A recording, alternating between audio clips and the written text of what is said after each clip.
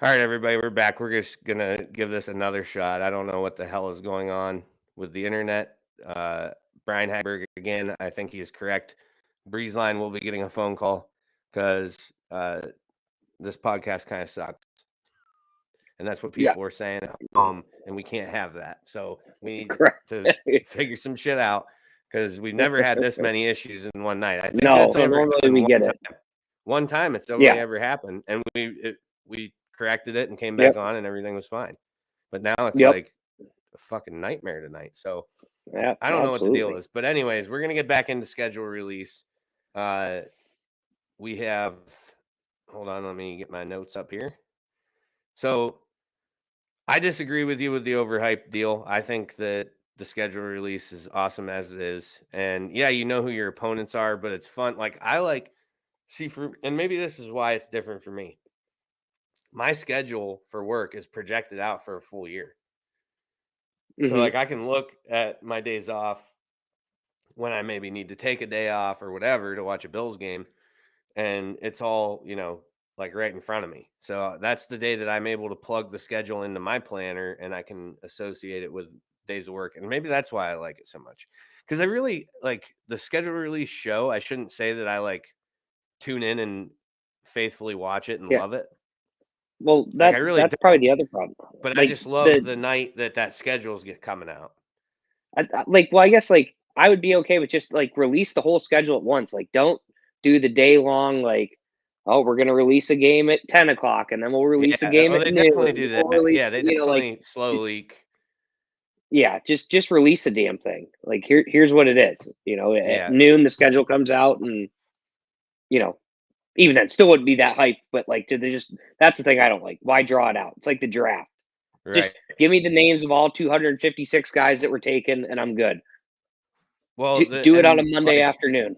the opener, the opener is like the freaking game that everybody anticipated it probably would be, because you knew the Rams were going to be in it. They always have. Yep. Last year's Super Bowl champions always kick off the season Yep. Yep. with the Bills on their schedule. So of course that they selected that game. So I'm excited for that. The Bills have never opened the season before, so I think that's cool. Yeah. What I do But get nervous about is that they have looked rusty in week one under McDermott just about most of the time. Steelers. Yeah, Steelers. Yeah. correct. Yes. So I don't know. I'm excited for it, but I just don't know what kind of product we're gonna get to watch that night. But anyways, Well, it's always bad the first week. Like everyone's gonna watch anyway, but the first 3 to 4 weeks is first week's always usually, just feeling it out. Yeah. yeah, it is, Like and like anybody it seems anybody who the plays. defenses it takes a little bit longer, I think, to shake rust Yeah, than it well, does offenses. as a guy, like again, I do fantasy. I do a lot of daily fantasy, and like I always hate those first couple weeks of the season because there's always just guys that are good that you would never think of, and then there's guys that should be good that are just going to be garbage this year. Like it's Right. that's it you can't tell until week 4 or 5. So I did list. Well, see, here's the thing too. They said the Bills tied for the most primetime games this year with 5. I disagree because they aren't counting Thanksgiving. Like they play Thanksgiving at 12:30. Is that not a Yeah, primetime slot? that's not prime time. No, they only How is that count the not 8 o'clock primetime? games. Well, I mean, 12:30 is about the worst time slot you can have on Thanksgiving, I think. It's the most Like that for watched me, though. that's it. See, like I feel like you flip that on and then you're eating dinner and it's just kind of Well, like yeah, but it's back and on. forth. So that's why people like that's why I think it's most watched because it's just playing. I mean, it's the Lions, so it's a lot of background noise for Yeah, everybody's well, that's Thanksgiving. yeah. I mean, that's But just what it is. You put it on and then you're doing whatever and yeah, like I'm not going to be doing whatever. I'm going to be watching the game. yeah, yeah. Well, Yeah, I'm off Lion, Thanksgiving, so it's on. Lions are coming for you. They're gonna bite the kneecap, MCDC. Yeah, punch you when you get up. When they knock you down, get up, punch you again. Yeah, I'm not I'm yeah. not overly concerned, but I do like Dan Campbell. So I wrote down, I don't know, like 10 9, whatever it might be here. I found a good list of revenge games, and these are kind of the games that I like to look for too when the schedule comes out. So we'll just go through these. I did put them in order. Week 1 is a big one right off the bat. Oh, hold on. Darren chiming in with live updates. The Dodgers are on a perfect game watch. What inning we pulling the pitcher in? Well, it depends on who it is. And we are, I would say, they pulled Kershaw after 7. So I would say if we're this far into the season now, you'd pull them after 8 innings because you can't go for perfect games pre-All-Star break. It's the golden rule in LA, and that's a town of short season champions. Lakers, Dodgers. So yeah, the city is short season champions. That's just how they roll. So Darren's in the comments. He can chime in with us here. Some revenge games. So week 1, this is a cool one right off the bat. Russell Wilson and the Broncos travel to Seattle Monday night and play his former team, the Seahawks. Should be a bloodbath. Zero interest in that. If they don't win by 28, there's a major problem in Denver. I think it'd be cool if they lost. That might be the only game I've ever cheered for Seattle. It would be cooler to see Drew Lock beat them. Like, I think it's more of a revenge game for Drew Lock than it is Russell Wilson. Like, yeah. All right, week 4. Not going to happen, but week 4, Doug Peterson takes his Jaguars on the road to Philadelphia, and they're going to get shit slapped. So once again, don't care. Doug Peterson's going to pull. Doug Peterson will pull Trevor Lawrence in the third quarter because he's got to look at whoever their backup is, and we might need to keep this guy on the roster next year. So I need to get a look at him. Famous Doug Peterson move. That was not a bad move, weren't they? They weren't in contention. They could have stopped whoever it was.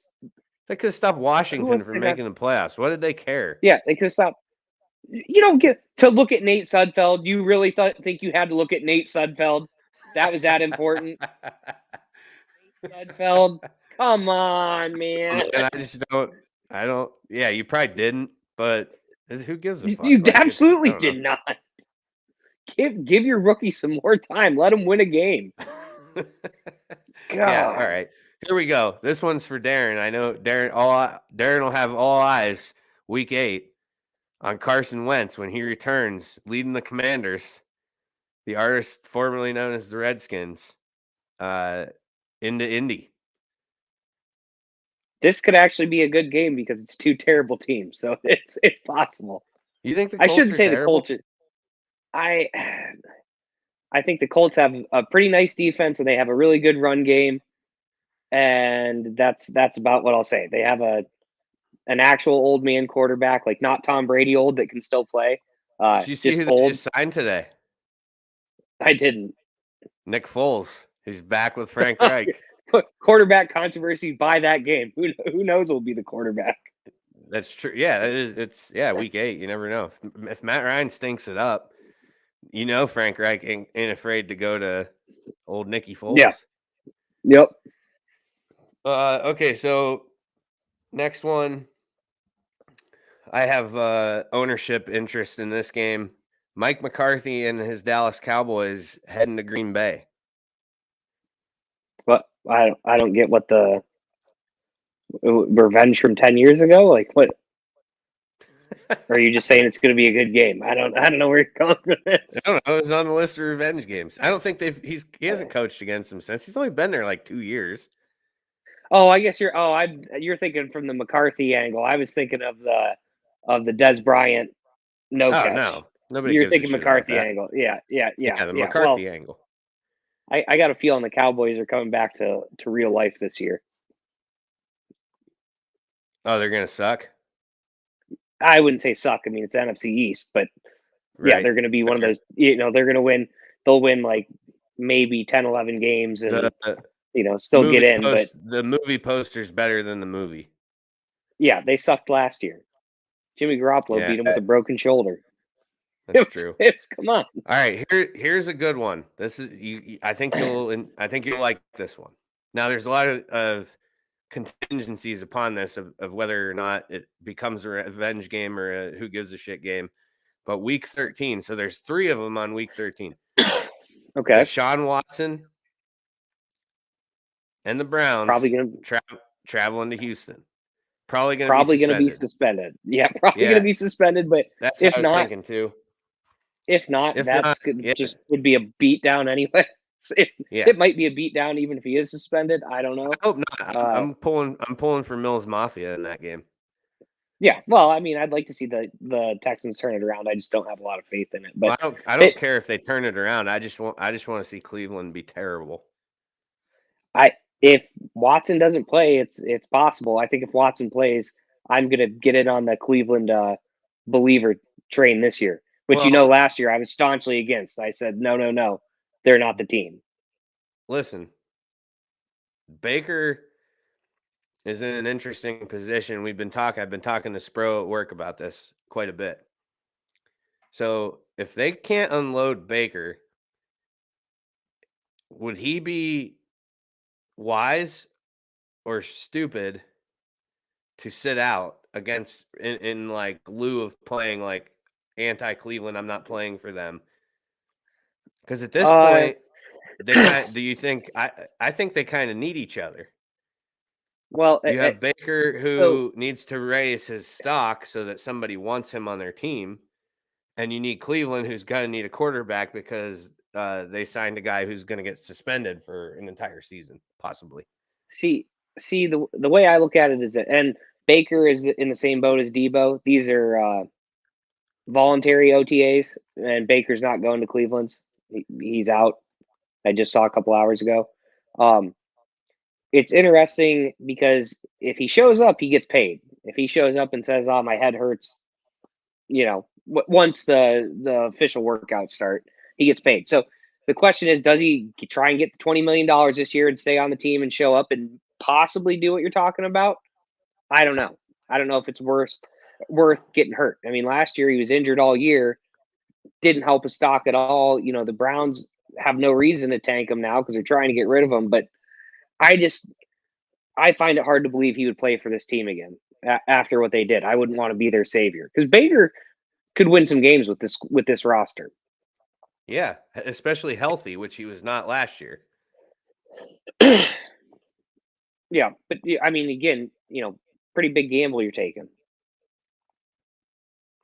Yeah, I don't know what his plan is going to end up being, but it'll.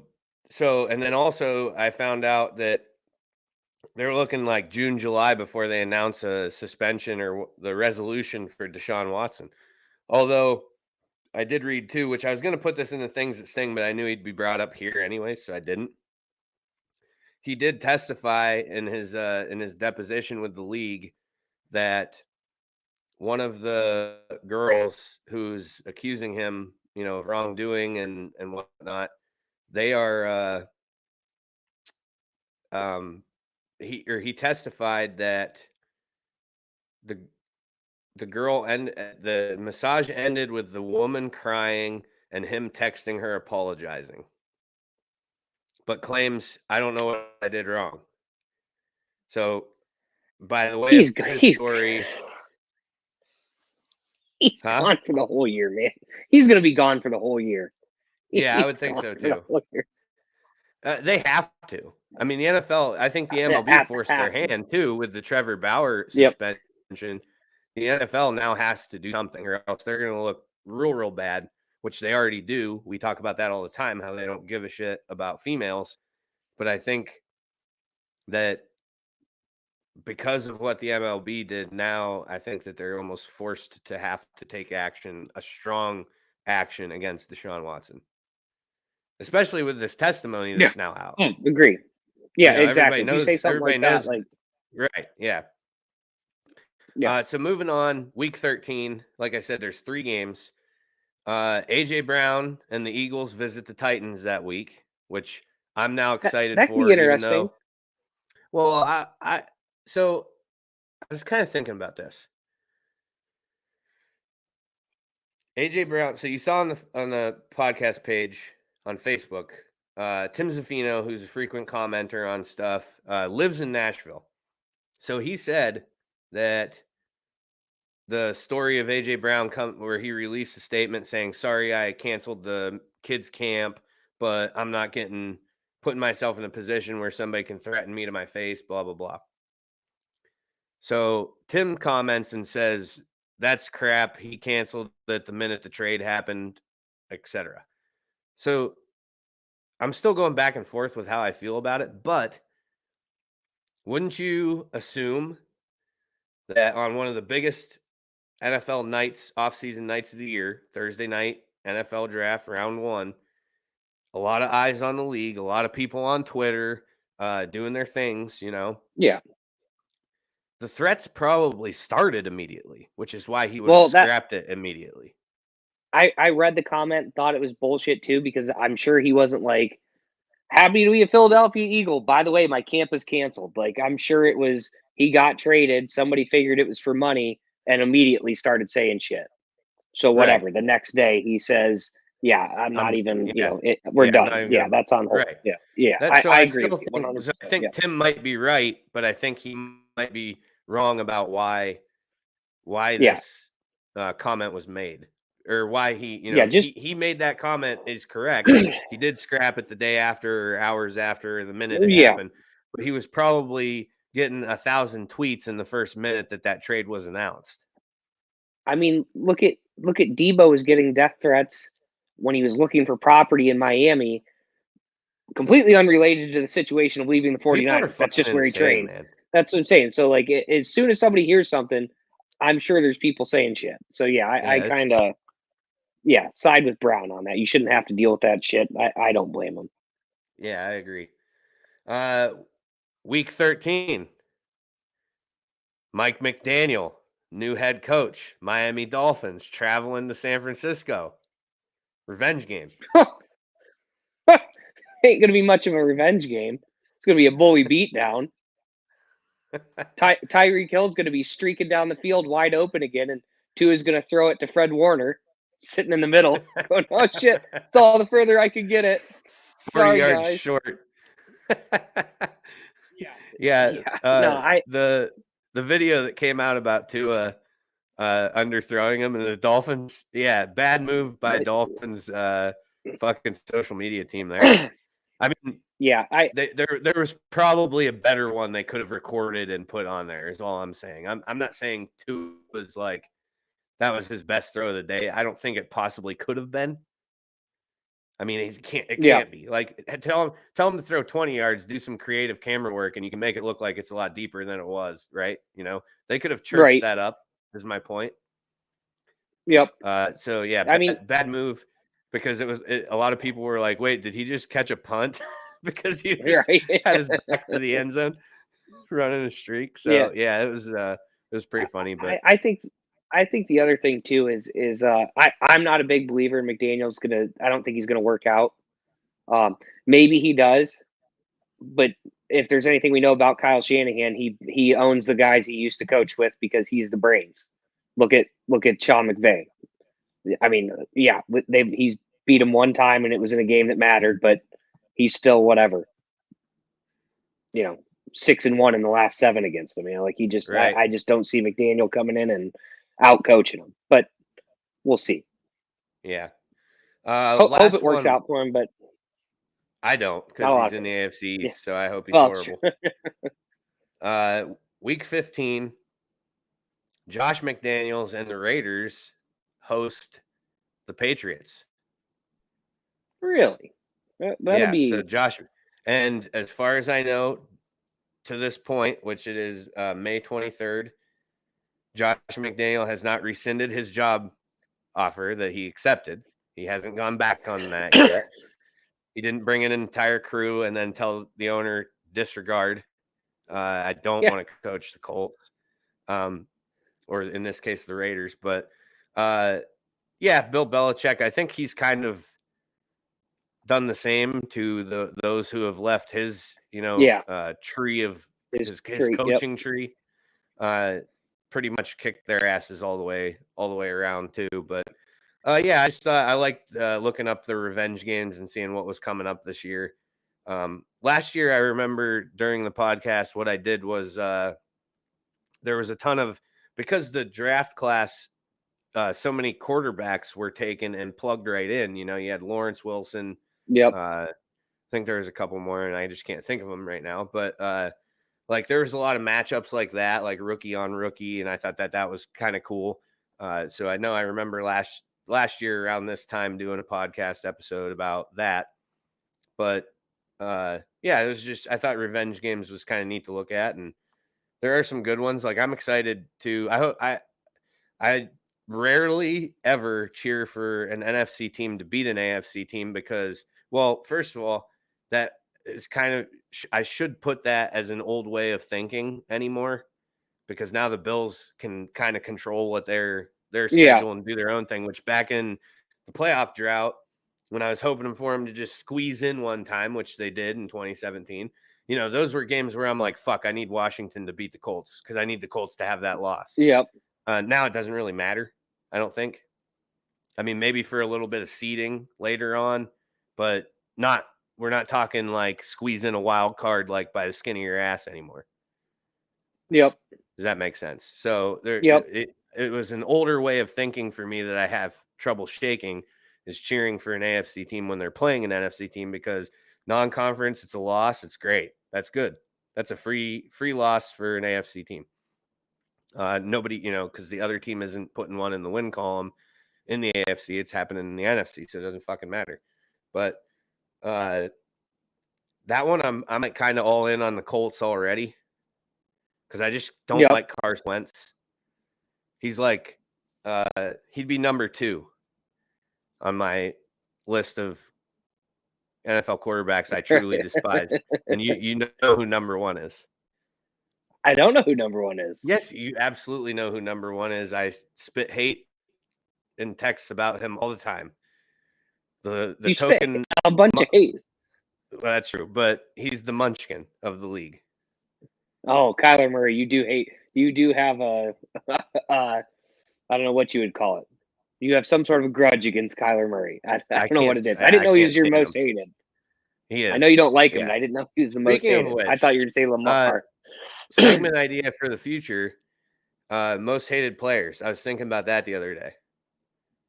I could get down with that. You know me, I'm a hater. That'd be a cool My Hive. It'd be tough for me to narrow it down. Get a few people on to even like go over that, like which players we just can't stand. Yeah, I could be in for that. I like that. Yeah, we're noted. Do that. All right, moving on through the buzz. Next stuff's real quick. I just wanted to say thank you, Jerry Hughes.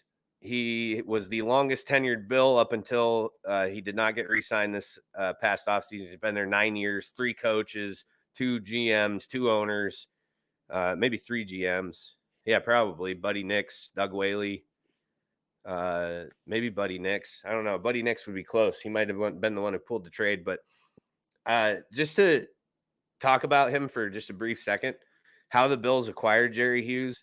This is like one of the best trades in Bills history, honestly. Jerry Hughes was a former first-round pick at a TCU to the Colts, where and the trade took place April 13th, 2013. He was in his 3rd year with the Colts and was just completely underperforming as a first-rounder, never met the expectations. He was listed as Bill Polian's worst first-round pick at that time, you know, when that took place, as far as him running the Colts. They basically, the Bills had a similar guy who they took in the 3rd round. So obviously a little bit of lower expectations out of a 3rd rounder, but it was Kelvin Shepard, who was a middle linebacker. They really thought that this guy was going to get coached up and develop and be really, really effective. And it just never happened. So the Bills have one guy who's underperforming. The Colts have a guy who's underperforming. Well, on April 13th, 2013, they just said, why don't we just switch them? You take him, we'll take him. And, I mean, it just, Buffalo won the trade by a million. But what he did he was just a cornerstone on the defense of that franchise for the last 9 years, even through the struggle, through the hard times. So I was happy that he was there when the playoff push started, and it was a bummer not bringing him back, but it was clearly just a business decision. They're trying to get younger on the ends, which makes sense. His production has dropped, but he had some really, really good double-digit sack seasons. He had a really one of my favorite plays of his career was a strip sack that he scoops and scores against the Browns. That was the Johnny Manziel game where Manziel came to Buffalo and it was brutal. But no, so it was just a great trade for Buffalo. I just wanted to say my love for Jerry Hughes. But back to Kelvin Sheppard. Kelvin Sheppard ended up being a journeyman, played a year or two for the Colts after the trade, spent some time with the Dolphins, Giants, Lions. But positive note for Kelvin Benjamin, it doesn't always work out on the field, but sometimes just off of the field, it does work out. And he, in March of 2020, LSU, where it was his alma mater, hired him as the director of player development. Since he has been hired by Dan Campbell and is now a defensive assistant with the Detroit Lions. So sometimes you find your knack doing other things other than playing, clearly. But so cool for him too that he's still, around. He didn't just fade out of the league and become what's that one basketball player who's always like every other month he's homeless and drunk? Oh, Delonte West. Yeah, he didn't become him. Yeah. So, I mean, that's got to be like a goal, I guess. But I mean, to just piggyback off what you said there, that shows with the draft that just happened, a lot of what happens to you as a player in the NFL is determined by where you're at and what system you're going to be in. Like you said, Hughes did nothing his first 3 years. You get him in the right situation, he becomes a player. So it's really tough to sit here. We harp on these guys that don't do anything. Nnamdi Asomugha is another one who was a stud with the Raiders, and then when they traded him to the Eagles and they tried to make him a man corner, like that's not what he did. Yeah, no good. So you're right. Got to take it easy on some of these guys. It's absolutely true. We hammer people, but we're just a couple idiots on a sports show. Yeah, but that's what we're supposed to do is kind of say stupid things and hope that we're right later on. But when it comes to, like you said, I mean, we trashed Kenny Pickett. We trashed the Kenny Pickett draft pick. And we just know if he ends up lighting it up, then we're going to look stupid. So it is what it is. It's the gamble you take being on a sports show and putting your opinions out there. But that's fun. And I like to think that we're right all the time. But, most of the time. Next. Frank the Tank. Shout out Frank Gore. One-punch knockout in his pro boxing debut in Mississippi. I didn't see it, but I heard about it, and I love it. I don't think you can injure the dude. No, I would suspect there can't not. be. Well, I mean, just based off of his interviews, and I'm not saying Frank Gore is stupid, but he's not. He's not. He all does there, have some sort of. Well, he has some sort of running. He was going head first into linebackers for 20 years. Yeah. And just kept doing it too. Wasn't like he was there. They used him a little more sparingly towards the end, but he wasn't juking guys out. He was running through people. He ran with the same style his entire career. Yeah. Yep. And that's why I think everybody's so fucking amazed that he did it for so long, because I mean, Hall of Famer, right? Yep, for sure. There's no way he's not in. Right, definitely a Hall of Famer. But the fact that he was able to do that with that running style for so long is impressive. So now I feel bad for these fucking guys who have to try and like injure his brain with a boxing glove, because I just don't know that it's really all that possible. Yeah, I don't know. Good luck, everybody. But I think he might. I don't have a favorite pro boxer. I kind of like Tyson Fury because he's like looks like a kind of like a dad bod, out of shape white dude, and he just kicks the shit out of everybody. So I kind of like him. But I think Frank Gore is crept into, now I can say I have a favorite pro boxer, and maybe we'll try and watch what he's doing and talk about him some more. Danny Woodhead. You saw this, right? Advances in U.S. Open qualifying.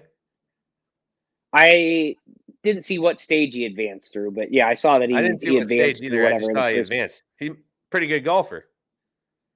Yeah. Well, I think Romo was close here a couple years ago. Like, You can do it if you're hot on the right day. You like course.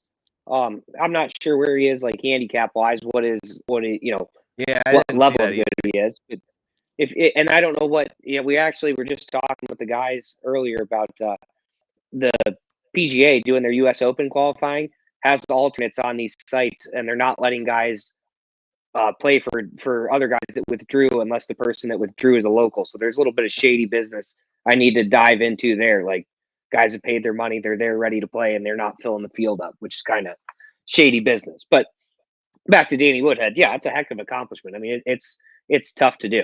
It's really really tough to do. So next shout out, I forgot to make a graphic for, but shout out John Shusky, former guest on the podcast, our Army veteran friend who is now taking up collegiate golf at the age of 39, hitting the transfer portal. So, and Really? from his statement, yeah, he released a statement on his Twitter, and he said, no ill will, but CBU Christian Brothers, where he was golfing, did block a move that for him to transfer to a team within the conference. And in his words, Ooh, I'm not mad. I get it. I wouldn't want to compete against me either. So I support the fuck out of that statement.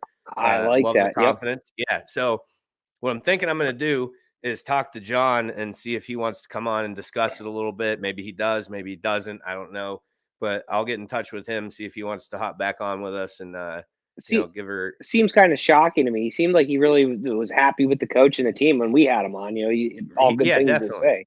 Well, I think So that's I think part of it is family. He's that's what obviously I wondered. Yep. he's on the western side of Tennessee near Memphis.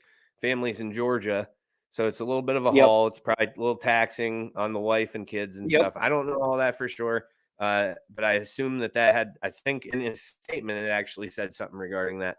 But I'll hit up John and see what he has to say if he's willing to come on. Maybe when he makes his selection, maybe we'll get him if he'd be so willing to come on and make his announcement on the show. That'd be pretty cool.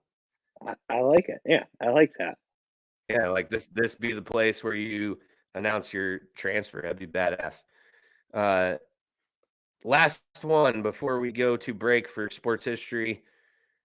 Quite possibly the best fantasy football punishment ever. Guy loses his league and has to sign up to play in a U.S. Open qualifier, as we just discussed with Oh, Danny Woodhead. I, I I did see that. Yeah, so the guy shoots a 40 over for a total of 112. That costs like There was $400 too. I think it's not cheap. there's a statement released, like a tweet. It looked like maybe a text message that somebody screenshot and posted on Twitter. And it was from a player who was in his group. And it basically said at the start in the morning, they all tee off. Their fourth isn't there. They don't know where he's at. So they wait a minute. The guys, running the show say, hey, he's at the wrong hole. He's on his way over now. So he gets there, tees it up, hits the ball 10 feet, and was 5 over after 2 holes. His caddy apologized to the other 3 in the group, and we're basically like, hey, sorry. He lost a fantasy football bet. That's why he's here. And the dude who was releasing this statement or whatever, you could tell was kind of pissy. He was like, brutal punishment. It Yeah. was no fun play. It was not fun playing with him. He goes, but wow, what one hell of a story to tell. Yeah. Well, I mean, in all honesty, as cool and as funny as it is, it is. It's a couple $100 to try and qualify for the U.S. Open. Most guys that are trying to qualify, yeah, you're not going to make it, but you think you have a shot to make it. And I'm not saying that he played slow at shooting 112, but when you're like, this guy's hacking around, I'm sure he wasn't having a ton of fun because he's got to hack it around with these other good golfers. Like, this makes the situation uncomfortable for everyone. Kind of feel bad for the guys he played with because that definitely has to hurt your Right. chances some. Yeah. Yeah. You're just Face and watching this and everything. slows it down. Yeah, Yeah. it's No, yeah, I agree. And yeah. it's a serious thing that those guys are trying for. So I Yeah, get it. But exactly. But I mean, it's funny. I love that he had to do it's it. But fucking there's hilarious. probably Yeah. other better. I'm sure there's something better. Joey Nelson's going this week. Him and Austin Stoddard both are going to qualify for. It's like the West Penn Amateur. So cool tournament. still a lot less serious. Probably only about $150, I think it was, to play in it. Yeah. They could have done something like that, and it wouldn't have been as brutal. Like it's a lot less Right. prestigious event. I'm sure there's something wherever they're from. That's the ticket they should go with next time. All right. After a rocky opening buzz, I think we've Very resolved rocky. connection issues. Apologize to everybody once again. So I'll have to piece together some audio to make the freaking audio upload that goes to Spotify and Apple and all that. I'll have to piece some stuff together to make that work, but it is what it is. We're going to take a quick break. Opening buzz brought to you by Busch Light. Don't have them visible yet. Will next week. Farmer cans are available. Every case sold, $1 goes to the farmers, and John Deere will match $1 on every case sold as well. Please drink responsibly. We'll take a quick break. We'll be right back with This Week in Sports History, Devin's birthday edition. Whenever you crack open a Busch Light, the mountain starts singing. It's cold and it's smooth and it's waiting for you. What is going on?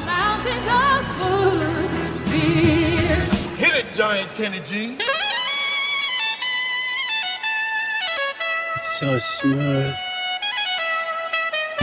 Head for the mountains of Busch Light Beer. Hi, this is Brian Hagberg, and I wanted to take a moment to tell you about our new website, yourdailylocal.com. Your Daily Local is your new home for news, sports, and events in Warren County and beyond. Our goal is to cover the people, places, events, and happenings that matter to you in a variety of ways, including writing, video, and audio. And the best part? All of our content is available for free. Head to yourdailylocal.com to get the news you need when you need it.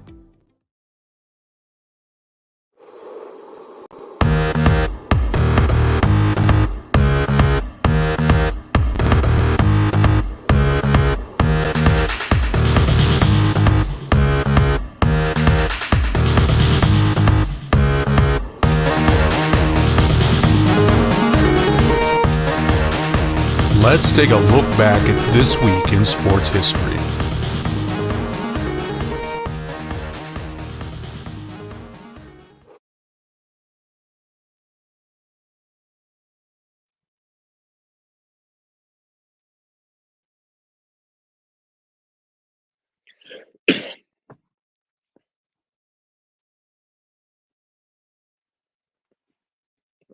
Uh-oh.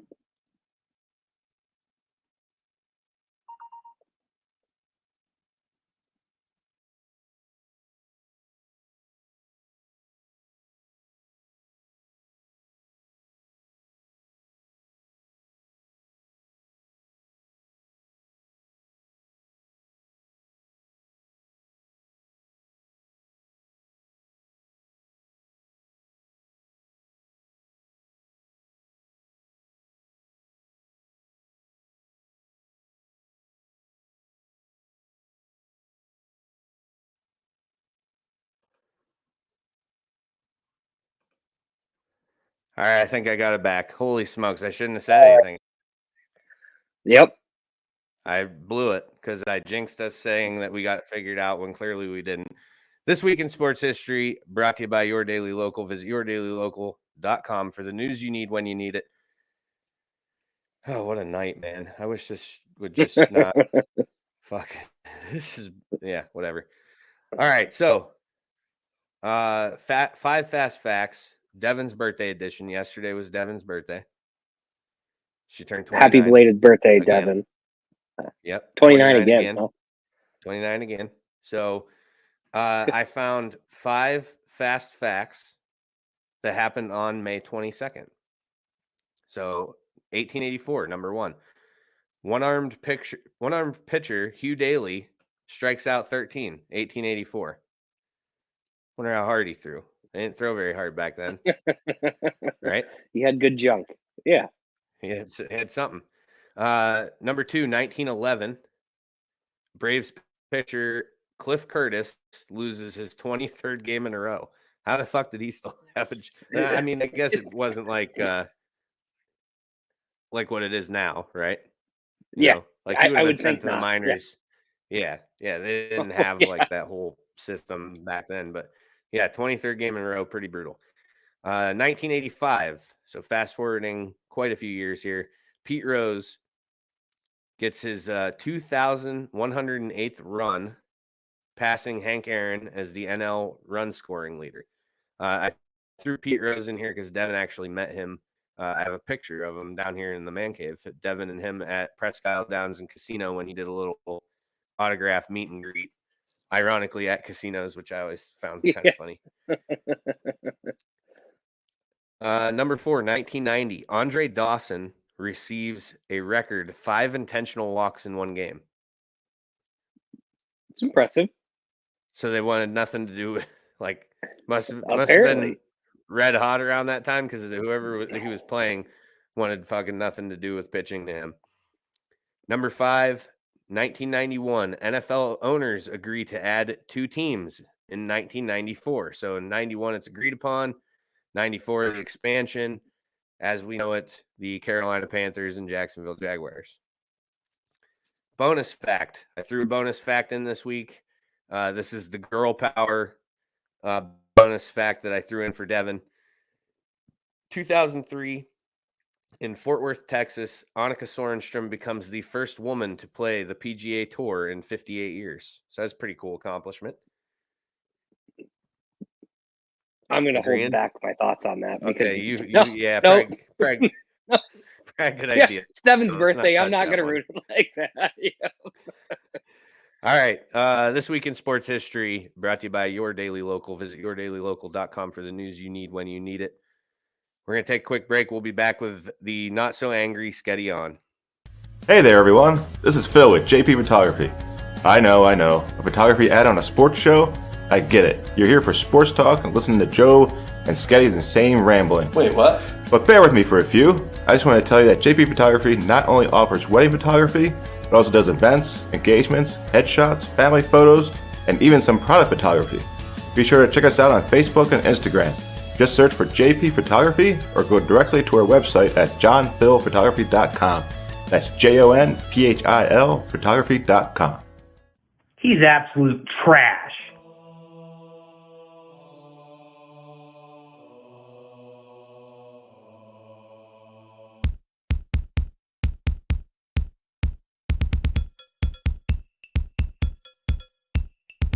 Sketty on. Let's have a listen to what Sketty's on this week. 0% chance that works. All right, we're here with Sketty on, the soft edition. Yeah. No music, nothing cool. I'm not that angry. 2 weeks off, and he kind of softened up. So let's hear it. What is Sketty on? No. Just figured we'd cover the PGA Championship because it was such an ugly round of golf on Sunday. So you're kind of PGA. upset. Well, the PGA is by far not even close. Like my least favorite major. Like I don't even really consider it a major. It is, but like I don't care. It doesn't have the juice of the Masters. Doesn't have the juice of either the U.S. Open or the British Open. It was always the one that was at the end of the season. So like all the good ones were played. You're kind of burned out. They switched it because of, the FedEx playoff and the Olympics. So I played in Oklahoma. Don't remember the name of the course off the top of my head. They had it set up pretty tough and there was some squirrely wind and stuff going on the first 3 days. But man, everyone, when you looked at the leaderboard on Sunday, you could kind of tell like there was no real big names up there. I think Zalatoris was probably the one he's been close a couple times. Happy Gilmore's caddy, right? In case you're confused on who that is. Nope. So I thought maybe he had a chance to get it done because I knew I'm just going to call him Mito. I don't know how to pronounce his last name. Pereira, something like that. Close enough. But guy had a 3-shot. Yeah, guy had a 3-shot lead going into Sunday. I think it's Peoria. Yeah, it's close enough. Something like that. He sucked so bad, just like that scoring system. He sucked. He did. There was like a 4-hole stretch where this guy got up and down for par, just miraculously, like making 10, 15 footers for par, which you knew he wasn't going to be able to do all day. Justin Thomas was really the only guy who played really well on Sunday. I mean, there's a couple other guys that were out of it that shot 3 under, but I think that was the best score I saw near the top of the leaderboard was 3 under for the day. Mito, the guy's leading it. He's 9 under going in. 5 under gets him in the playoff. The guy shoots 75. He shot 5 over with a double on the last hole, which was just looked like a rush decision. I mean, I can't imagine the nerves standing there saying, okay, I know I got to make, 5 to get in the playoff. So all you got to do is hit something down there, keep it in play. And he took a rip at a driver, lost it in the hazard, and kind of screwed it up from there. And it was just really ugly. Like it reminded me of, if we go out and play a golf match and neither of us are playing well, and you just kind of say, wow, this is a pillow fight. That's what I feel like Sunday at the PGA was. It was just nobody wanted to win it. Justin Thomas was about the only one who was playing well and charging stuff. But again, tough setup. You're talking about a par 70 that's 7,600 yards. For comparison, Conowongo is not even 6,600 from the blue tees. So, that's pretty ridiculous, an extra 1,000 yards and you got a stroke less to do it in. But yeah, just wasn't really an impressive day. I did see Tyrell Hatton had something to say about the greens when he was in like 10th place, which blew my mind. Like, how are you bitching? You're like 4 shots back right now. He does complain a lot. Holy shit. What do you like? Just blows my mind. Blows my mind. He's got something to bitch about. But yeah, I mean, it was good golf. It was fun to watch these guys implode. I like watching professional golfers get their ass kicked by the course. Like, yeah, it's nice to know that they're human too. Yep. Justin Thomas, really, Justin Thomas hit a solid squeezer on Sunday, didn't he? Yes. Yep, he did. He said he was like hitting his 3rd shot from 110 yards in on a par 3. You ever notice how all of those guys do the same thing? Like if they hit a squeezer, they like drop the club immediately. Oh yeah. Yep. It's something I noticed in the video, and I've seen that before. And I just was thinking, like, man, if I drop my club every time I hit a squeezer, well, my clubs would be spending more time in the fucking ground than they would in the bag. Like I tell you, there's different levels of the golf game. You'll get to the point where, hopefully, you'll get to the point where you do that too, where you just hit one and it's junk anymore. And you just want to. No, but you'll get to the point where like they should almost never come out, and when they do, it's just a major, like you did it too. You can tell in the swing how garbage it is. I like when California gets the squeezers. That's my favorite because he gets like his head he loses it completely. Yeah, well, that's James for you, But yeah, it was just Go ahead. No, I was reading the comment too there. I don't get that. Oh, we have a comment? Oh, boy. Jen says she can't hear us. That's not good. So that's on Facebook, I can hear right? Yeah, I can hear you. Yeah, I can hear you. You've been good again. And I don't know why, because it's showing us live and it's saying that we're good on Facebook. If anybody else is listening, we have 3 viewers on Facebook right now. So there must be, they can hear us. If they can't, please let us know in the comments. We'll try and figure that out. Anything else you have before we head to break? Nope. Just an ugly day of golf. It was nice to watch some guys look like normal players. Right. Yeah, it was. So, see, we have somebody else in the comments saying they can't hear us right now. So, Jen, I don't know what's going on. Maybe try and close out and reboot or whatever, close the app and open it back up because it's showing us our Facebook feed is accurate and working right now. So just let us know. All right. We're done with Sketty On. We're going to take a quick break. We will be back with the things that sting. Following the things that sting, we get into My Hive. That's when we'll be broadcasting the interview one-on-one with Carter Starachi that was recorded this past Wednesday. We'll be back in just a few. Jones Pest Control, your hometown pest control company servicing residential and commercial properties in Warren and surrounding areas since 2015. Sean and his crew will work tirelessly to keep your home or business free of insects to rodents and everything in between. Contact Jones Pest Control at 814-230-9548 and set up an appointment today. And remember, Ants, spiders, bees, or mice, don't think twice. Call Jones Pest Control, 814-230-9548. Checkout means sales and services with 2 locations on Warren's East Side. Their garage at 800 Lexington Avenue not only services cars sold by Means, but has knowledgeable staff and modern state-of-the-art equipment waiting to serve their hometown of Warren. Whatever you need, including alignments, tires, brakes, yearly or enhanced PA inspections, oil changes, and much more. Make your appointment today at 814-723-7191, extension 2.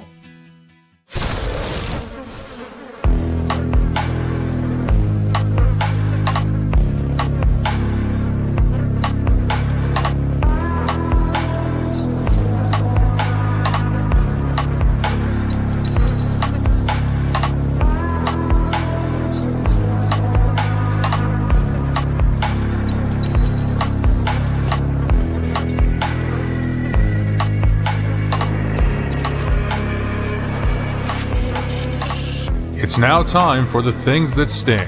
The worst stories in sports, according to Joe. This edition of the Things That Stings, powered by Jones Pest Control. Ants, spiders, bees, or mice, don't think twice. Call Jones Pest Control at 814-230-9548. Full slate. We're going to get through them, power through them, so we can get to, I know everybody wants to watch the Carter interview, so we're going to get through these as quickly as we can and move on, but there are quite a few stories, but we'll power through. Starting off with, we did four main, and then, of course, 10 in the rundown. First up, Jerry Jeudy. This actually happened like a couple days after the last episode, so we would have talked about this in last week's episode had we been able to have one. We had to postpone. But Jerry Jeudy is arrested for criminal tampering of the second degree with a domestic violence enhancer. So the way that section reads is it means criminal tampering in the second degree tampers with property of another with intent to cause injury, inconvenience, or annoyance. So it's important to remember those two words, inconvenience or annoyance, because there was no assault charges tacked onto this. So this was not a physical, domestic dispute. So as I was saying, or annoyance to that person or to another, or if he knowingly makes an unauthorized connection with property of a utility. So the domestic violence enhancer is added on because this was his paramour, ex, current girlfriend, whatever she might have been.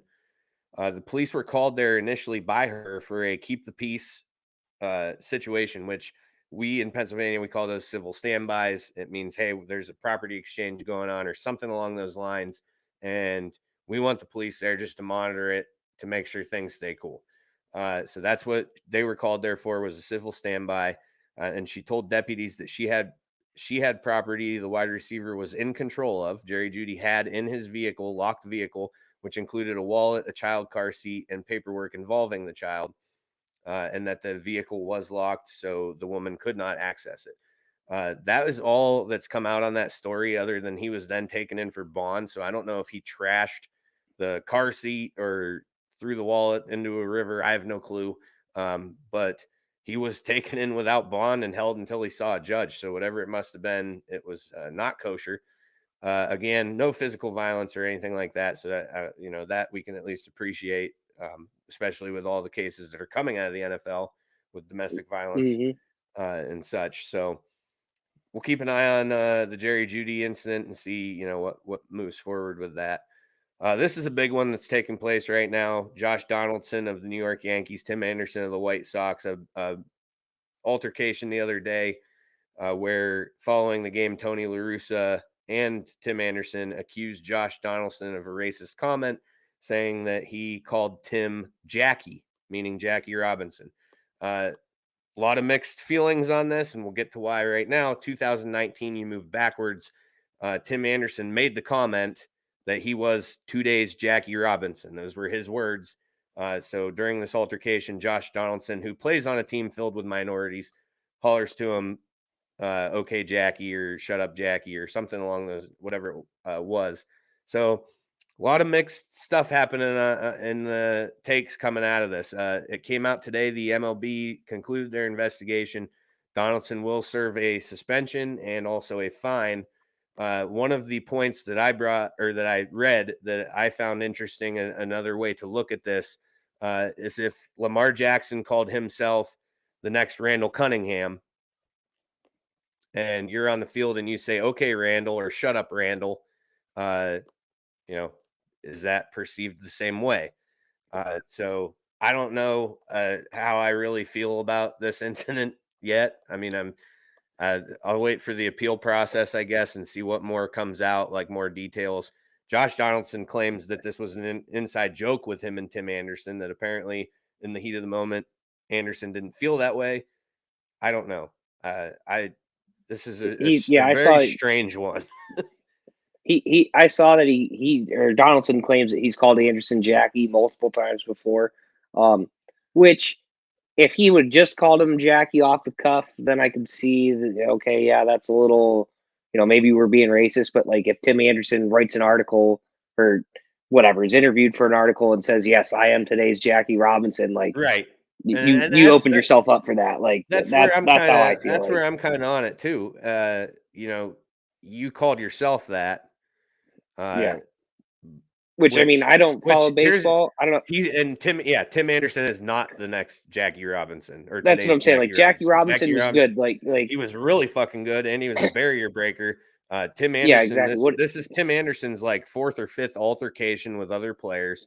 He's always getting involved in shit. He's the one who flipped off the fans recently. We talked about that on the Things That Sting, which I support flipping off fans, so I'm not mad about that. I think fans say enough fucked up shit that you should be able to, as a pro athlete, hey, eat a dick or, I'm for that. That doesn't bother me one bit. I understand you're a role model side of it and all of that. Like, do you want kids seeing that? Sure, maybe not. But, I think fans give enough heckling to players that if a player does it back, it bothers me zero. But aside from that incident, because that's one I do not care about, he's been in altercations with several other players. Like, this is not a new thing. I believe he's served suspensions in the past for incidents. He's been in I don't want to call it a Twitter feud, but we'll call it a media feud, where he's interviewed after the game and says something about a guy. That guy responds to his media people in his locker room, and it's just, this isn't new. So Tim Anderson and I don't love Josh Donaldson either. I've never really liked him as a player. But yeah, I don't care for either of these guys. I think they both should just chill the fuck out, maybe even go away. Donaldson always just kind of had an arrogant side to him that I've noticed in watching him play.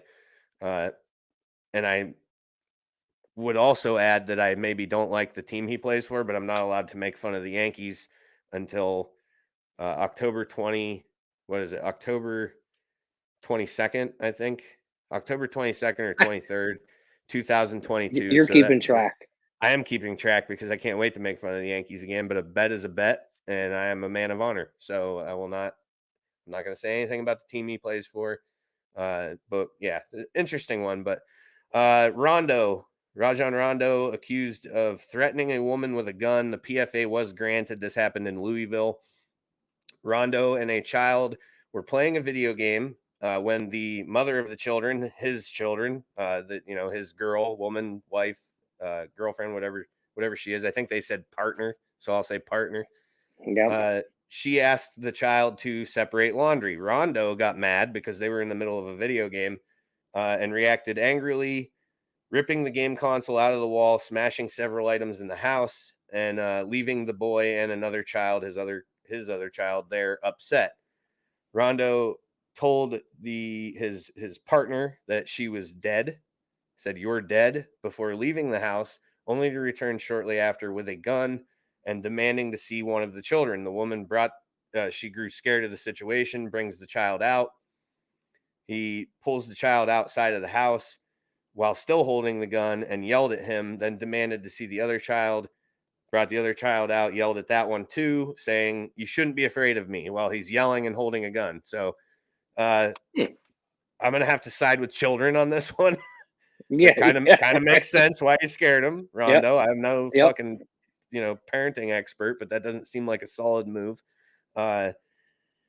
So this is where it kind of gets annoying. The woman called the former interim Louisville Metro Police Chief, Yvette Gentry. So she's cop shopping, which is what we would call that, where you call your off-duty cop friend and have them come help you. This woman does go help the other woman. The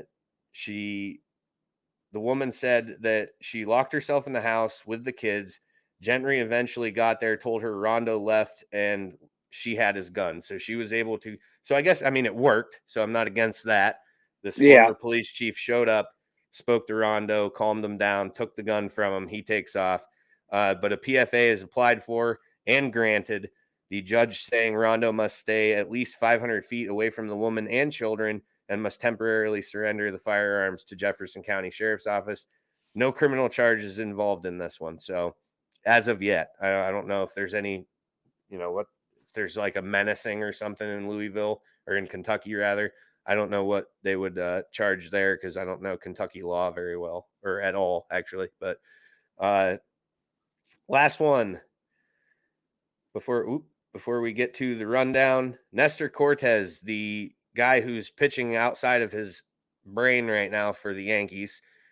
He's one of him and Verlander being the two front runners currently for AL Cy Young.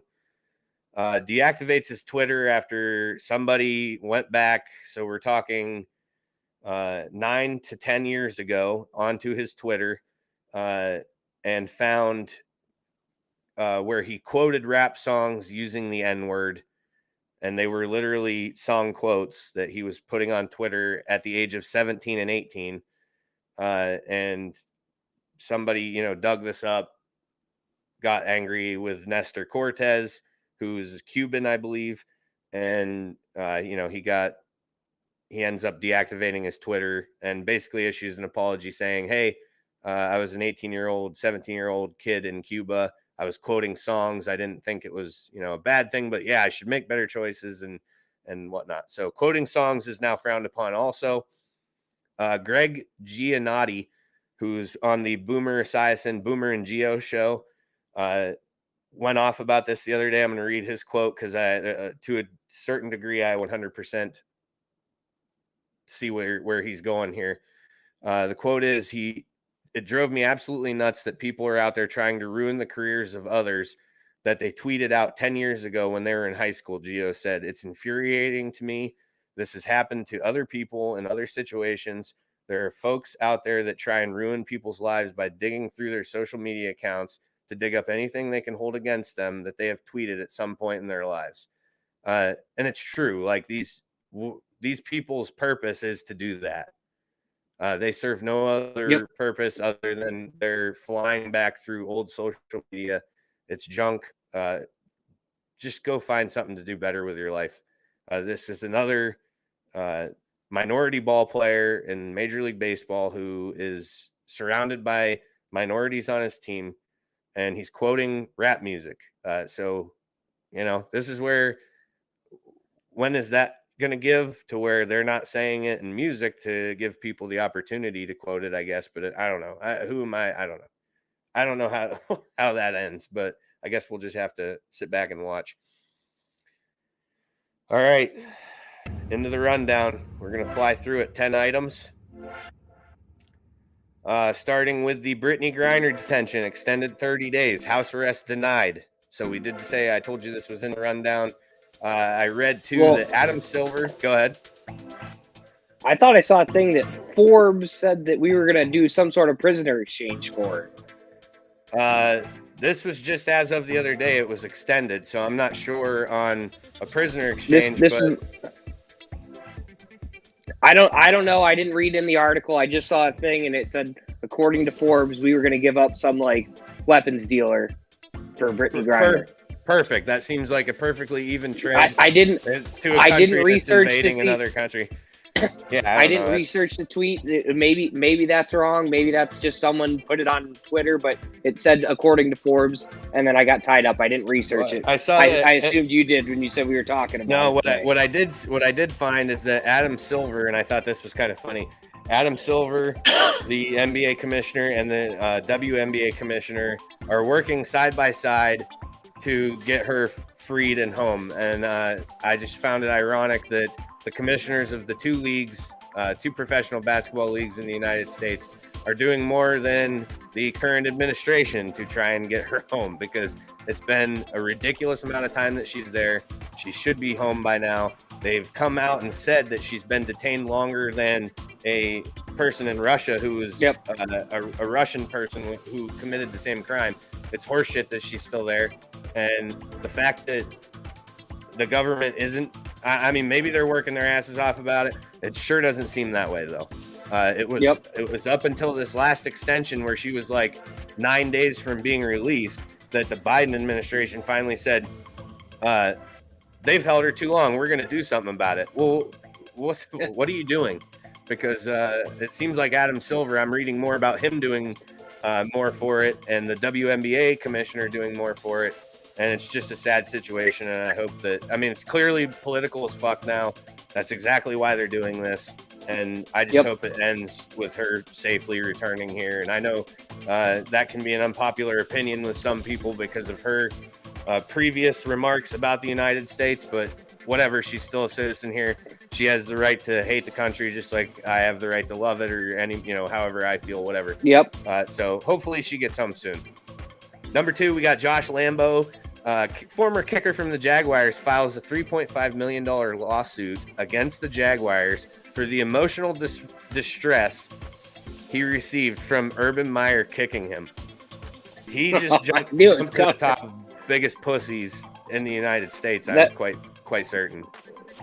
That's amazing. Like, yeah, Josh Lamb. Yeah, that's the most pathetic thing I've ever heard. I don't know how he could. He'll probably get something. He probably will. Well, they will, because here's, you want 3.5, we'll give you 2. We'll settle out of court, and we're sorry for your feelings being hurt because you got kicked by a coach, grown man. Stupid. Yep. You're gonna love this one. Fox Sports. Okay. Gives Tom Brady 10 years, $375 million to call games. Have they ever had a conversation with that guy? That's what He's the fucking king of no personality. Yeah, I do not want to watch. Do not want to watch any Tom Brady game. A lot of games on mute coming up in the future. Number 4, the NFL showed their support for women finally, and in a bold move, the video circulated of Arian Foster dropping down his jersey collection from jersey exchanges he did as a player. The NFL shared that video. However, they cut a frame out where Ray Rice's jersey was dropped down in that big pile of jerseys that he had. So go NFL, way to pretend like you give a shit about your female fans when in reality you do everything that says otherwise all the rest of the time. But Ray Rice, man, they really got it out for that guy. They fucking hate Ray Rice. Greg Hardy, totally fine. Ray Rice, which just goes to show in the NFL, if you're gonna beat your girlfriend, don't get it on camera and you're fine. That's all they care about. Make sure there's no security footage and you can do whatever you want. Ray Rice is, they're erasing his memory from the league. And meanwhile, there's still players playing, every week that it's all good. They don't, they pick and choose for sure.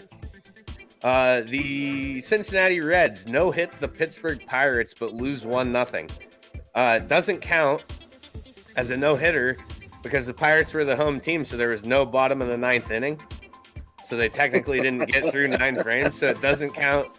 And they lose because of 3 consecutive walks and then a fielder's choice. The Reds are bad, and they're finding new ways to lose. Amazing. Next up, you can now bet on Call of Duty League on Barstool Sportsbook app.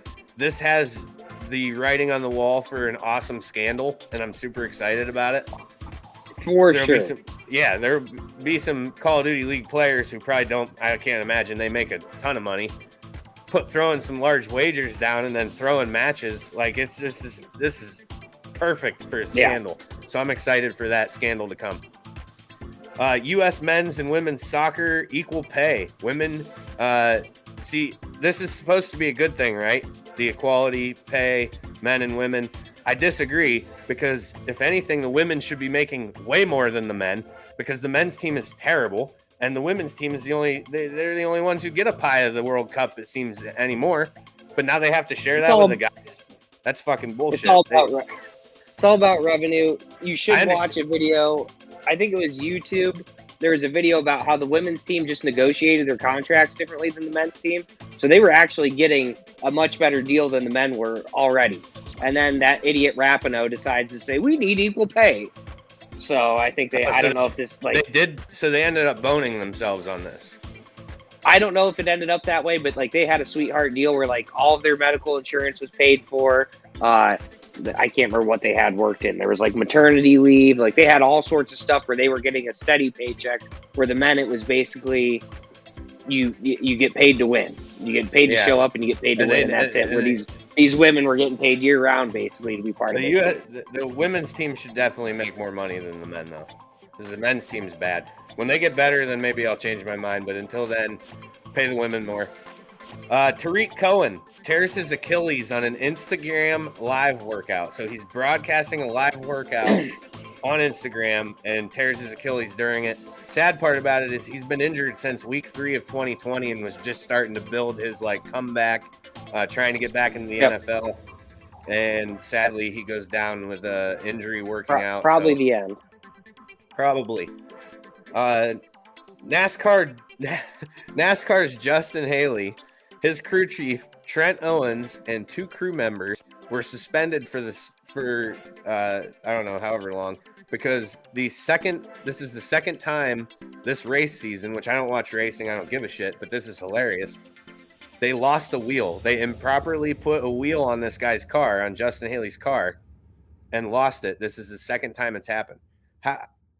How is that possible? Isn't it like your pit crew's one fucking job is to make sure your car can function, right? Yeah, I mean, I don't know if they lost it out of like off of the car or if they just lost it in pit road, which is another no when you're switching the tire. You can't. It has to stay in your box. It said it was improperly attached.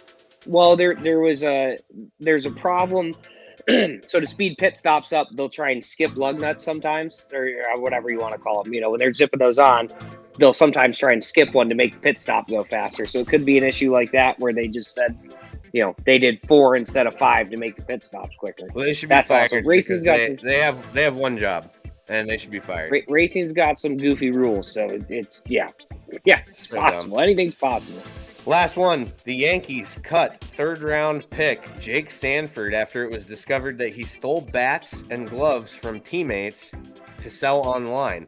He also scammed fans by selling autographed equipment but never delivering. So times are tough for payments in the minor league baseball system, and it seems like they're only getting tougher because now they have guys stealing memorabilia and selling it online, or saying they're selling stuff and then not delivering. So hard times, I suppose. That's it. Yep. That is it for the. Oh, I left a banner up the entire time. I didn't switch to the rundown. You didn't even tell me. I didn't pay any attention. Thanks a lot. All right. Sorry. That wraps up the Things That Sting, this edition of the Things That Sting, powered by Jones Pest Control. Ants, spiders, bees, or mice, don't think twice. Call Jones Pest Control at 814-230-9548. We're going to take a break. We will be back with My Hive and the Carter Starachi interview coming right up. Blue Line Auto, located at 1606 Pennsylvania Avenue East in Warren, is locally owned and operated and is a family-run business specializing in vehicle sales and service. They offer state and safety inspections and general car repairs, including but not limited to brakes and rotors, tires, oil changes, batteries, starters, and alternators. They also offer vehicle undercoating prior to winter to help keep your vehicle protected. Currently, their hours are Monday through Wednesday, 8 a.m. to 4 p.m., and Thursday and Friday, 8 a.m. to 5 p.m. Call them today to schedule your next appointment at 814-230-9061. Your safety is their goal.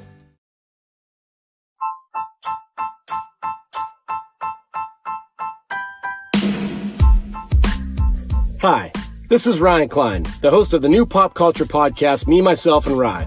You can find me on Spotify, iTunes, Apple Podcasts, Google Podcasts, and several other platforms. Special guests, breakaway shows, bonus episodes, cold beers, and a whole lot more. So what are you guys and gals waiting for? Subscribe now to the Me, Myself, and Rye podcast on Spotify or wherever it is that you get your shows and start listening today.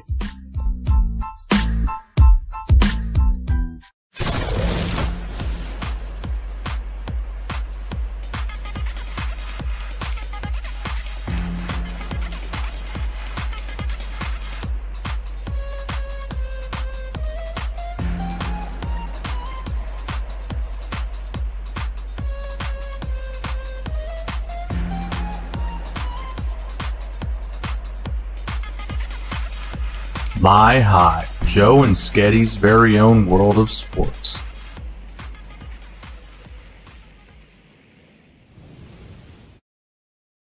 My Hive is presented by Blue Line Auto. For all your automotive needs, call Blue Line Auto at 814-230-9061 or stop in at 1606 Pennsylvania Avenue East in Warren.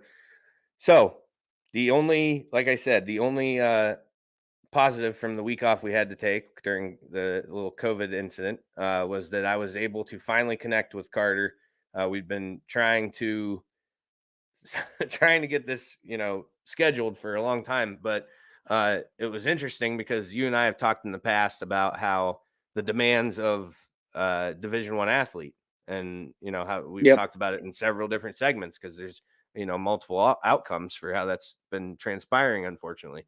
But now I kind of understand it better, and Carter discusses that. So, like I said, we have on a recorded interview. I'm going to share it here in a minute, and it'll be popped up on the screen. I believe it's about a half hour long.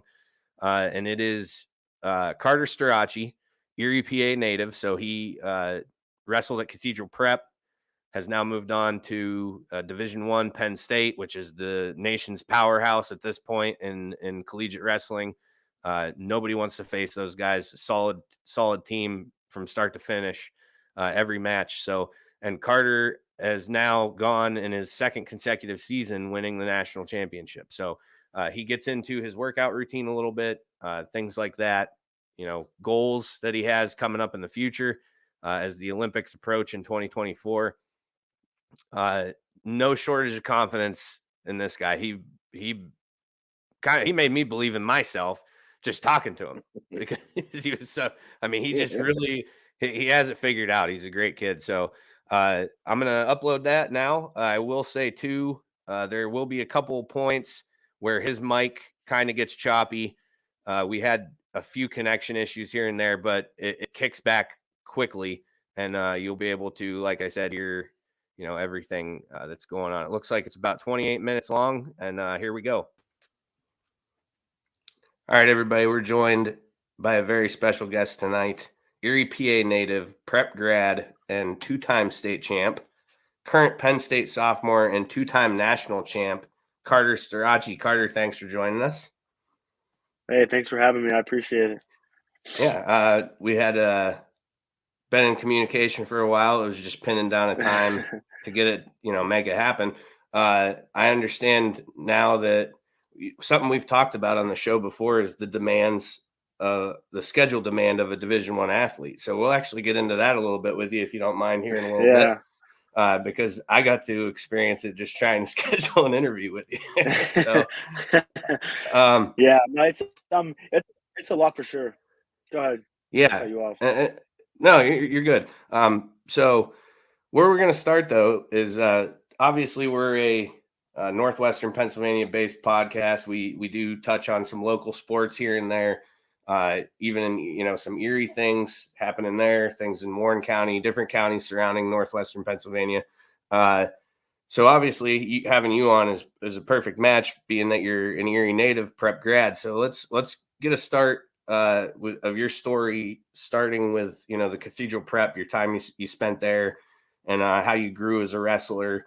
What was it, 2 junior and senior seasons, compiled 96-0 in 2 seasons? Yeah.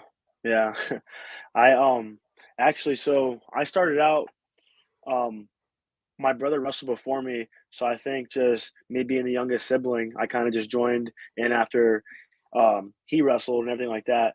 And I started wrestling when I was 3 years old, and I liked it because I can always control like that with like anything I did. So like when I was on like a football team or a soccer team, and guys weren't like it's doing their part, I would always freak out on people like, dude, like pick it up. I'm not trying to lose. So I always enjoyed wrestling because I always knew it was always on me.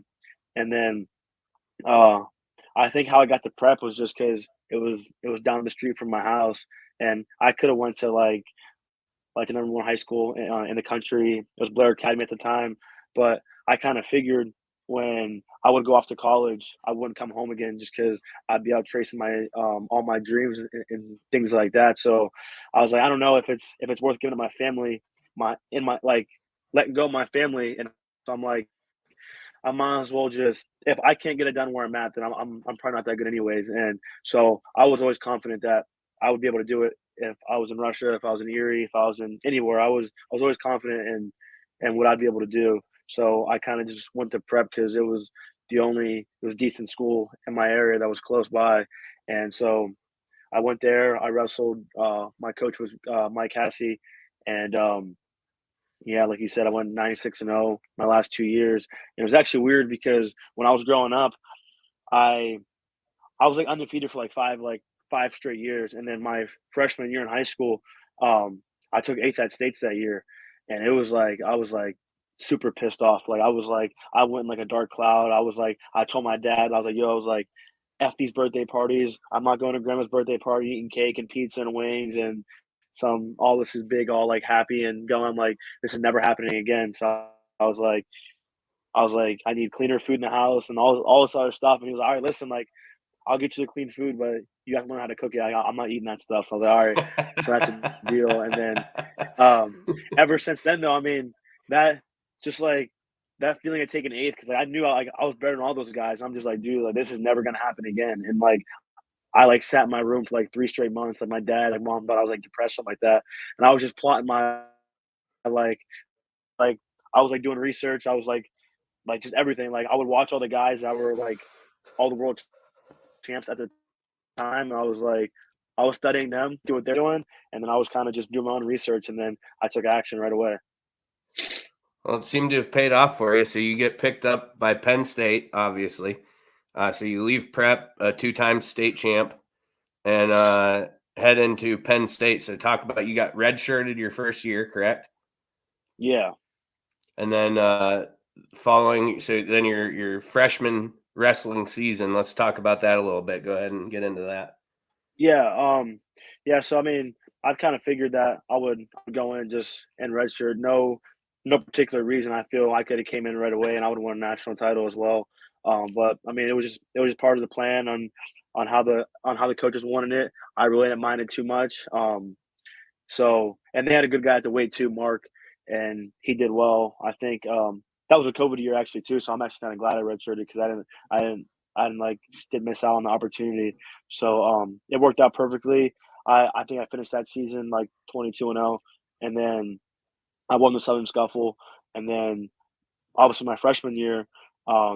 So and that was coming off COVID still too.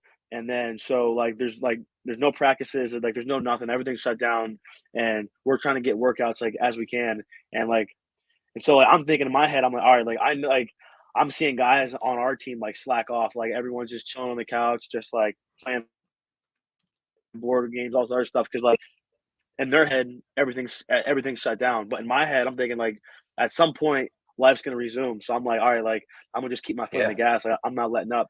And I was like training like 3-4 times a day because like there's nothing else to do. So I was just going. And then finally, as time went on, and all the rules started loosening up a little bit, our team had these events on Rockfin, and we were wrestling, and like I wrestled like 3 or 4 matches, and like those matches were right before the season, and I was like training, like I said, I was training my ass off like leading up for those, and then I won all those matches, and then our season it started shortly after that, and then I went in our season. I was obviously ready to go, and I lost my first match right away.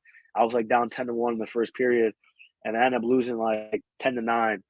And obviously it was controversial. I feel like I got a takedown that would win me the match, but it is what it is.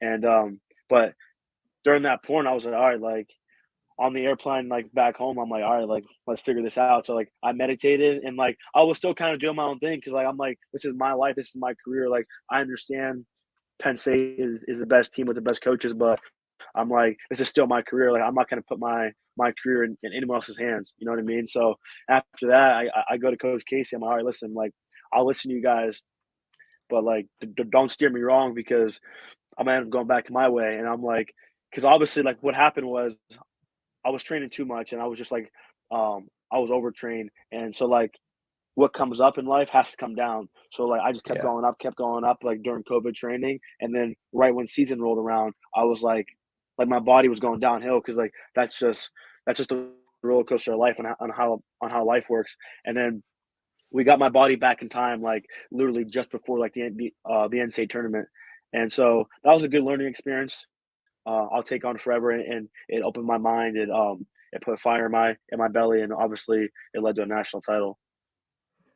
And then you follow it up this past season, which just concluded. What was that, like 2 months ago, 3 months ago? Yeah. With another national title. Yeah. So yeah, this one was actually this was also a cool story. I was dominating all year and just having fun, it's taking care of business as I always do.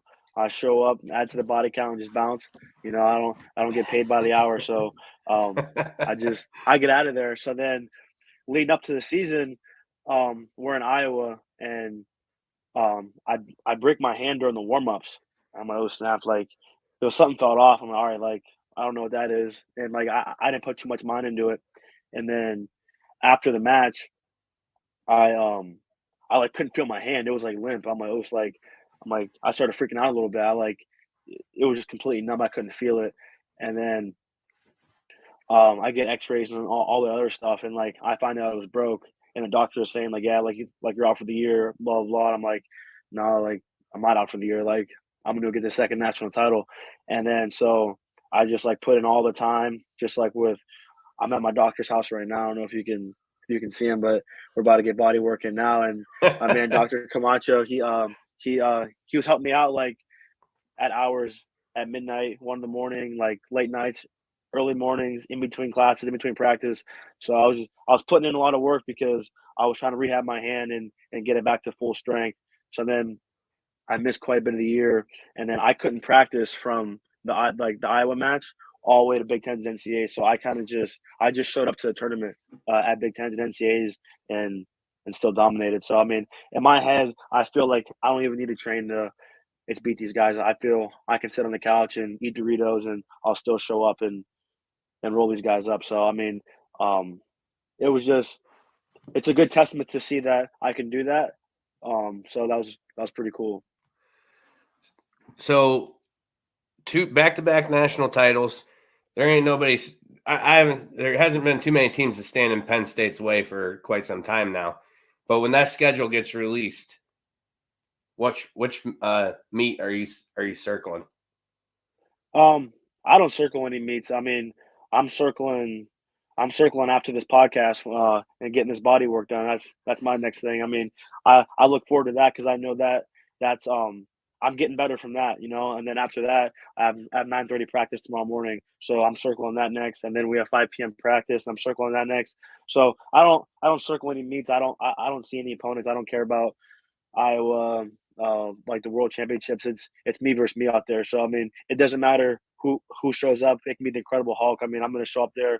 I'm going to perform. I'm going to get my hand raised. So I don't ever circle in meets or opponents or anything like that. I kind of I focus on what I can focus and what I can control, and I take care of business and all those aspects.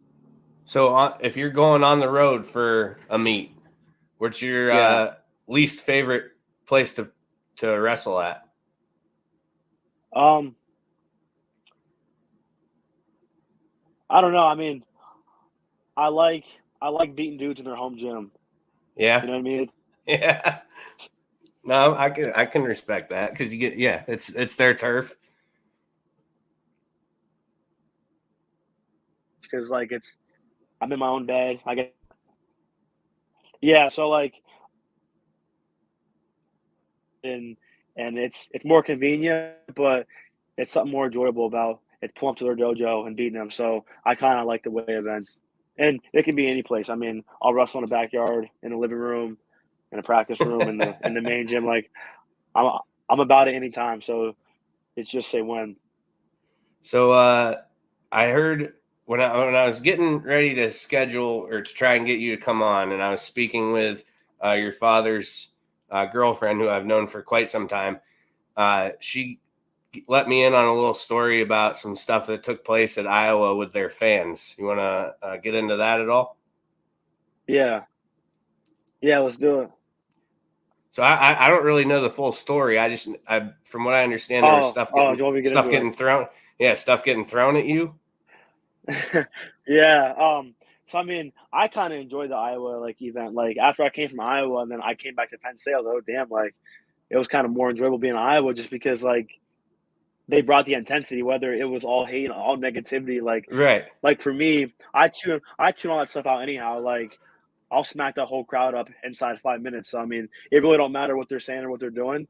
I just kind of laugh, but I mean, they're saying some racial slurs and I'm walking past and these dudes are like, it's come outside in the it's parking lot. Like, I'll beat your ass, motherfucker. And he's like saying all this stuff. And I'm like, I'm laughing in my ear because I'm like, dude, like, yo, I'll smack your whole crew up inside 30 seconds. But I mean, I'm laughing and like, I'm tuned in on what I have to do. So like, I kind of found it funny. And then, so after my match, I'm coming off the, and even in between the match, like when I'm just sitting there and I'm warming up, like the whole time, like they're chirping from like it start to finish, like they didn't stop at all. And then, some of our guys are like, hey, like let's go in the back and warm up. I'm like, nah, like I'm here. You know what I mean? Like I'm not scared. Like I'm right here. So like that stuff doesn't bother me. And then during my match, after my match, I come off, and like this huge bucket of beer comes flying from like way up in the stands, and like it just misses me and it like smacks my teammate in the head, and then like it like spills all over the floor. And then like I look up and like I try and see where it came from, just to see where it came from. And I was eyeing down that section. And then after like the match and everything like that, and my mom and dad came to the hotel and Jen, and they told me what happened. And I guess like it happened like right near their section. And I guess my dad, because like the whole time they're saying crazy stuff, and I guess Jen was freaking out. Like she was trying to fight like everybody there. And then and my dad's usually the one that's like on go. You know what I mean? If you say the sky's red and he thinks it's blue, like he's ready to fight. So I guess like he kept his cool. And then I guess once that happened, I guess he was like, you mother effer right now. And like he started taking off his belt, and he was threatening to beat up dudes with his belt and stuff like that. And it got like really intense. Like it was definitely one of the most events I've ever took place in. So that was fun. I'm looking forward to going back there. Well, like one of the things that it just added to for me is like Iowa's just never been, as far as me as a sports fan, Iowa's just never been really anything to me. Any like they were just meaningless.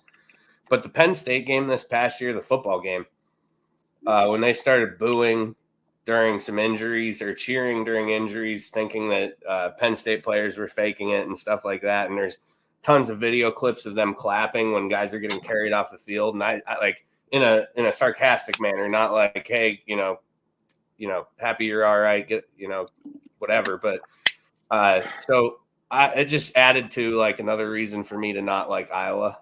So they've actually become like a villain to me a little bit. And but I love the your take on that stuff fuels you, and I think that that's, I wouldn't even say it fuels me, honestly. Like I couldn't care any less, you know what I mean? Just because like they have no effect on what I'm doing. They can say they love me or they hate me. I'm this, I'm that. Like it really doesn't matter. I kind of find it funny because at least they have the balls enough to say how they feel. I'm sure there's a lot of people that are in your face and smiling and not telling you how they truly feel. So I kind of think it's funny just because I grew up around that behavior a lot when I was younger, just with my family and friends and things like that. So I kind of find it funny. But yeah, I mean, those outside influences, they really don't have any impact on my life. So yeah, and I think that's more where I was going with that, is like the fact that, well, and the part, like my favorite part is like there's nothing better than shutting people up when they're running their mouths. Yeah. So when an entire gymnasium is running their mouth to you and then you pin their guy, it's kind of like, what the fuck are you gonna say now? Yeah. That just happened. So here we are. All right, Carter, I'm gonna get to some questions for you real quick, and then we'll get you out of here so you can get your appointment, your midnight Sounds good. 11:30 p.m. appointment done. Yeah. All right, so I'm just going to go through probably about 5 or 6 of these. Penn State wrestlers often talk about being grateful and having fun. What does being grateful and having fun mean to you? It means everything to me, honestly. Like, I'm in my junior year now. I mean, we just finished up classes, and it went by like a blink of an eye. So I mean, just through all the ups and all the downs and all the obstacles that happen in your life, you know, and you meet it's so many great people. A lot of people help you along the way, and it's just you get to sit back and realize what the importance and meaning of life is, and it's much deeper than this podcast or any sporting event or anything you think it's about. It's much deeper than that. So I think just it's being grateful for everything, you know, even back to the Iowa fans, like how hateful they are. I mean, I'm grateful for those experiences and those memories. You know, I get to wake up and do what I do every day. And just I love what I do, so I'm grateful for everything, like everything, and having fun is just part of it. You know, I feel like life goes by too quick to not have fun and be grateful, because any of those negative emotions, they kind of weigh you down. You know, if you have like a negative emotion towards something or someone, they're not going to feel that effect. That effect's only going to feel on you, and it's going to weigh you down and hold you back in life. So I just feel like there's no room in that for life. So I mean, it makes life a lot more enjoyable, and I think it helps you grow as a person. I feel like it helps bring you closer to God as well, because I feel like you can only go so far without God in your life, and I feel like those two attributes, being grateful and having fun, are very strong. And I believe gratitude is the biggest form of power on the universe. So I mean, I think that's what life's about. All right, so these are all bouncing around there in no particular order. Favorite cheat meal when you're not cutting weight? I don't have a cheat meal. I'm ready to go at all times. So I kind of figured that based off of how you described everything earlier, that there probably really wasn't much of a cheat meal. No, I mean, even if I wasn't doing what I was doing, I would still eat clean, just because like I want to live my life infinite. You know, if there's a more excellent way, I'm gonna do that. You know, and if I come across and there's better knowledge, I'll drop my knowledge and I'll pick up that. So yeah, what, I mean, what's your diet like? Like, what do you eat? I mean, that conversation can last hours. I mean, because like it's like an ongoing thing. I mean, that's what takes up a lot of my time, is just me preparing food, grocery shopping, and all that stuff. But I mean, pretty much it's just like all natural foods, like all organic, none of that garbage, like meats, like clean meats, clean vegetables, clean fruits. Nothing like too crazy, like too fancy. There's some stuff, and I mean that's that we do, but I mean I'm drinking a lemon and lime water right now. I just drink a protein shake, and then I'm drinking kombucha now. But yeah, I mean it's just all clean foods, you know, and that knowledge is always going to advance every year, you know, as new research comes about and as life evolves. I mean, we're going to keep evolving with it, you know. Right.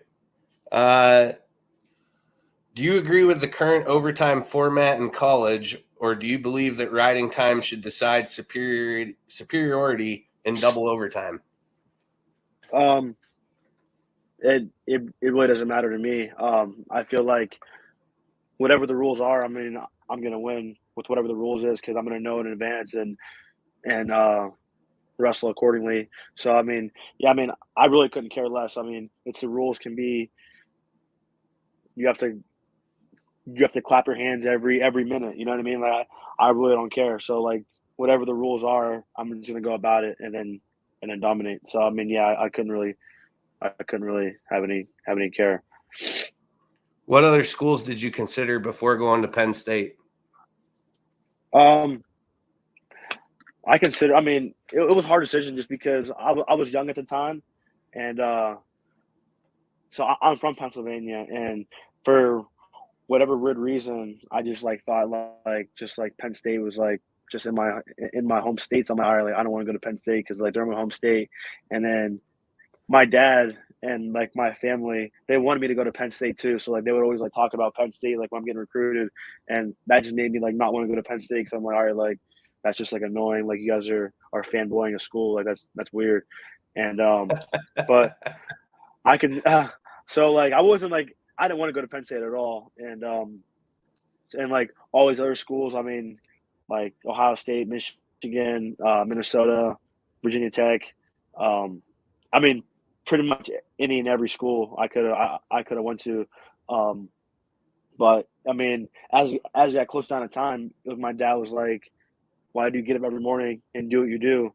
And I was like, "I'm the best in the world, and I want to achieve that." And then he said, "I would base your decision just off of that, and and no other variables." And then I was like, "All right, bet." And then I called Coach Ken. I was like, "All right, I'm ready to come to Penn State." And then we locked it in.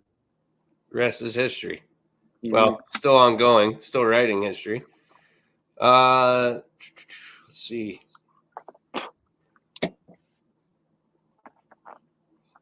Simply put, why is Penn State producing so many national champions right now? I think it stems back to what you said about the grateful and the fun part. I feel like a lot of our athletes and coaches are very grateful and we have fun when we do. And I feel like that it sounds weird, it sounds crazy, but those two things alone, it's carry a lot of power. And it brings different energy and a different aura to your being, and it just allows you to elevate at a lot faster rate. And I think our guys are just on a higher level mentally, and physically, and spiritually, and emotionally. And I feel like when you have all those four fields of the universe and aligned, there's no limit to what you can do. You know, I feel like that's what we're doing well. You guys are definitely doing it well. Describe Coach Sanderson in one word.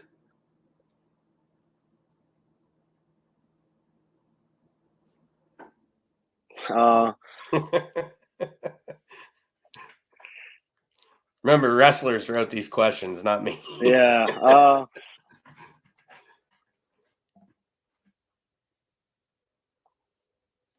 would say competitive. I would say competitive because he's real competitive in everything he does, whether that's just like him being a father, him being a coach, him being an athlete, him being a believer. I feel like he's always competitive, and I'm very competitive too. So it's me and him. We'll go head to head sometimes. I remember one time I was cutting weight, and we were playing basketball the one time, and I was up game point. So like, it was like first one at like 13, and I had 12, and he had like 7, and he just kept fouling me and kicking the ball. And so like it took me like 3.5 hours to beat him in the basketball game because like he didn't want to lose off like it being easy, and like he thought like I would like get tired, or I don't know what he thought, but it was just I laughed in my head because that's something I would do. You know what I mean? I'm not gonna lose. Like you're gonna have to. It's just not gonna happen. So it was just funny, and that's how he does everything. How he coaches, how he treats his kids. Like he's competitive, and he's always trying to get better. All right, last question. We'll let you go. Plans after college: MMA, Olympics, or beyond? The Olympics actually falls.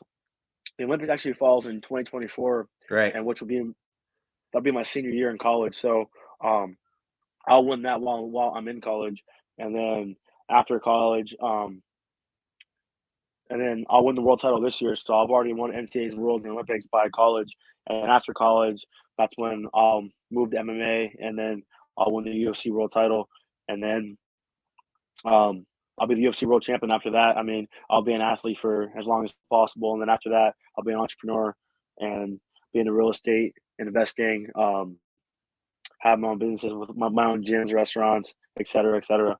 Is that what are you going to school for? I'm doing just sports management and psychology. Okay. Yep. Yeah. So I really like that. It's pretty cool. That's what my degree is in. Oh, nice. How'd you like it? Well, I'm a police officer now, so. Oh, nice. That worked out well. Yeah. No, I mean, it was just in a sense, you know, in some, not many, but some ways, you and I are alike in that we can't sit still. So for sitting behind a desk which is what I was doing when I did my internship and all that. I did it at UT Chattanooga. I actually worked the SoCon Mat Jam in 2008, I think it was. Oh, nice. So the Southern Conference Championships. I worked at that event. But yeah, it was just I needed more. I needed to be out doing things, and so that's what I ended up doing. But no, that's pretty Carter, it's awesome having you. Thanks for taking some time and coming on here, and best of luck with everything. You do have a large rooting section in Warren, Pennsylvania, just so you know that. Nice. They gather. Warren, stand up, baby. Yeah, they pull for Penn State wrestling pretty hard around here. So nice. Yeah, it's cool having you. A lot of people are going to enjoy listening to this. So thanks again, and best of luck. Maybe sometime down the road we'll get you on again. For sure. Hey, I appreciate your time, Joe. Thanks for having me on. No problem.